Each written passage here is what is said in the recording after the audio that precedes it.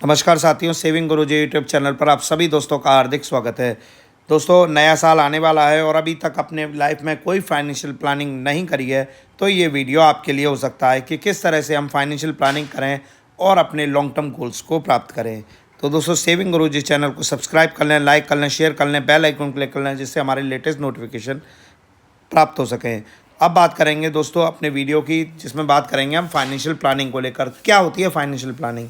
दोस्तों, financial planning एक systematic प्रक्रिया है जिसमें आप आय, खर्च, निवेश, भविष्य के वित्तीय लक्ष्यों को प्राप्त करते हैं और अपनी दीर्घकालिक या लॉन्ग टर्म गोल्स को, जो इकोनॉमिक गोल्स हैं, उनको प्राप्त करते हैं, उनकी सिक्योरिटी करते हैं। तो ये इसका अर्थ होता है, ये है वही आपकी फाइनेंशियल प्लानिंग। लेकिन इस फाइनेंशियल प्लानिंग को आप प्राप्त कैसे करेंगे? तो मैं कुछ सिस्टमेटिक चरणों के माध्यम से आपको बताऊंगा किस तरह से आप फाइनेंशियल जो योजना है वो बना सकते हैं और उसे एग्जीक्यूट कर सकते हैं। तो पहला है वित्तीय लक्ष्यों का निर्धारण। दोस्तों, यदि आप कोई भी फाइनेंशियल प्लानिंग करते हैं तो अपने वित्तीय लक्ष्यों का ज़रूर निर्धारित करें। निर्धारण कैसे? यानी कि आपके शॉर्ट टर्म गोल्स क्या हैं, मीडियम गोल्स क्या हैं, लॉन्ग टर्म गोल्स क्या हैं। यानी कि शॉर्ट टर्म में आपका गाड़ी, घर, इन्वेस्टमेंट और जो ज़रूरी जो खर्चे हैं। आपके लॉन्ग टर्म गोल्स क्या? आपके पेंशन, आपका रिटायरमेंट, आप कितना पैसा बना सकते हैं, ये सब आपके लॉन्ग टर्म गोल हैं। तो इस तरह से आप अपने शॉर्ट टर्म 1 से 3 साल, 5 से 10 साल और 15 से 20 साल तक के लॉन्ग टर्म गोल्स को, वित्तीय लक्ष्यों को एक अनुशासन के साथ निर्धारित करके आप अपने लक्ष्यों को प्राप्त कर सकते हैं। दूसरा है बजट बनाना। दोस्तों, अगर व्यक्ति आय और खर्च का अगर विश्लेषण मंथली, साप्ताहिक या वार्षिक रूप से नहीं करेगा तो उसके लिए ये लॉन्ग टर्म गोल्स प्राप्त करना आसान नहीं होगा। इसीलिए पहले आप जो आपके पास पैसा आ रहा है उसको बजट बनाएं कि मुझे इतनी आय है, इतना खर्च है और कितना सेव कर सकता हूँ मैं। तो ये आप अगर आप लक्ष्य बनाएंगे तो आप अपने फाइनेंशियल प्लानिंग को अच्छी तरह से एग्जीक्यूट कर पाएंगे। तीसरा है बचत और निवेश योजना। फाइनेंशियल प्लानिंग में सबसे अहम योगदान होता है सेविंग और इन्वेस्टमेंट का। दोस्तों, यदि आप फाइनेंशियल प्लानिंग में आय करते हैं और उस उतना ही लगभग खर्च कर देते हैं तो आपका भविष्य अंधकार में हो सकता है।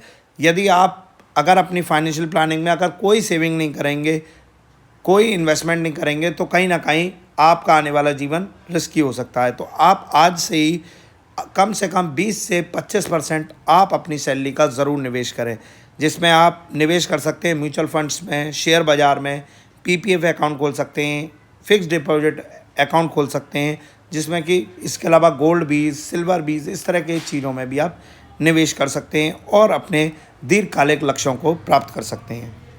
बात करें जोखिम प्रबंधन या बीमा। दोस्तों, रिस्क कवर इंश्योरेंस बहुत ज़रूरी है।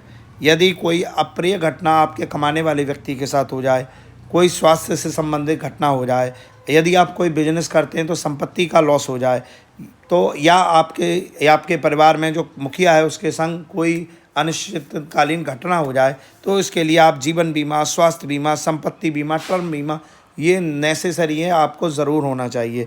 क्योंकि अगर कोई ये एक तरह का इंश्योरेंस है। इंश्योरेंस का मतलब ये होता है कभी हमें कैसी भी प्रॉब्लम आ जाए तो हमारी जमा पूंजी सुरक्षित रहे। तो एक इंश्योरेंस की छोटी राशि देकर आप ये जोखिम प्रबंधन कर सकते हैं। अगला आता है दोस्तों ऋण प्रबंधन। दोस्तों, आपको अपनी आय में से उतना ही ऋण लेना चाहिए जितना आप अपनी सेविंग भी कर सकें और एक ईएमआई भी पे कर सकें। अगर आप ज़रूरत से ज़्यादा एक ही टाइम में ज़रूरत से ज़्यादा घर के लिए, मकान के लिए या गोल्ड के लिए, अन्य या एजुकेशन के लिए तरह तरह के लोन लेंगे तो आप कर्जे में फंस सकते हैं, जिससे कि आपकी इकोनॉमिक जो रीढ़ की हड्डी है वो उस पर वजन आ सकता है, अर्थात इकोनॉमी रूप से आप वीक हो सकते हैं। तो आपको अपने ऋण प्रबंधन का विशेष रूप से ध्यान रखना है फाइनेंशियल प्लानिंग करते समय।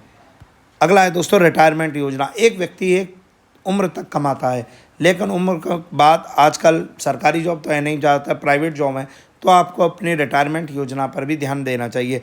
रिटायरमेंट में आप एनपीएस ले सकते हैं, सीनियर सिटीजन सेविंग स्कीम ले सकते हैं, बैंकों के माध्यम से, पोस्ट ऑफिस के माध्यम से मंथली सेविंग स्कीम ले सकते हैं, एसडब्ल्यूपी म्यूचुअल फंडों की स्कीम ले सकते हैं या कोई जीवन बीमा कंपनी से एनओटी प्लान ले सकते हैं, जिससे कि आप रिटायरमेंट भी सुखमय रूप से बिता सकें। अब अंतिम में मैं बताऊंगा पुनर्मूल्यांकन और समीक्षा। ये मैंने आपको पूरे फाइनेंशियल प्लानिंग के स्टेप बताए, लेकिन सतत समय समय पर अपने इन जो लक्ष्य बनाए हैं उनका पुनर्मूल्यांकन या रीएवोल्यूशन ज़रूर करना चाहिए और समीक्षा करनी चाहिए कि अगर हमने कोई एरर करी है तो उसे किस तरह से सुधारा जा सकता है। आपको इमरजेंसी फ़ंड भी होना चाहिए इन एरर्स को सुधारने के लिए। तो ये एक मेरा छोटा सा वीडियो था अगर आप 2025 में फाइनेंशियल प्लानिंग का प्लान कर रहे हैं। तो अगले वीडियो के साथ एक बार फिर मुलाकात करेंगे। बहुत बहुत धन्यवाद।